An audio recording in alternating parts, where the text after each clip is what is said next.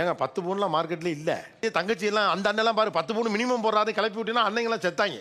சாவு சாவும்ல. அப்ப பொண்ணு வயசுக்கு வந்தா 10 பவுன் போடணும் போல் இருக்குன்னு எல்லா தங்கச்சியும் நினைச்சிருச்சுன்னு வச்சுக்கோங்க.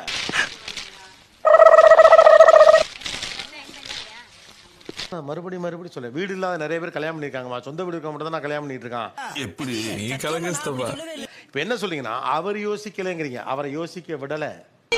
அட பாவி, உங்களுக்குன்னு ஒரு யோசிச்சாங்களே உங்க அம்மா அப்பா. இவ்வளவு யோசிச்ச உங்க அம்மா அப்பா உங்க அண்ணனை பத்தி ஒன்னு யோசிச்சிருக்கணும்ல. கேட்டு இல்ல நறுக்குன்னு ஒரு கேள்வியை கேட்டுப்புட்டு இல்ல. இதுக்கு சொல்யூஷன் கொடுக்க வேண்டியது யாரு? நான் தான் சார். உன் தியாகத்துல தீய வைக்க சும்மா இரு. சரி விடு, தெரிஞ்சு போச்சுல ஐயா சாமி விடு. யோசிக்கும் சார், நீயா நானால வந்தவங்களுக்கு வந்து கல்யாணமும் ஆகிருக்கல. அந்த மாதிரி ஒரு நல்ல பொண்ணு இங்கே நீ பொண்ணு பார்க்க தான் வந்தியாமா? அது எப்படிங்க என் வாயால சொல்லுவேன்?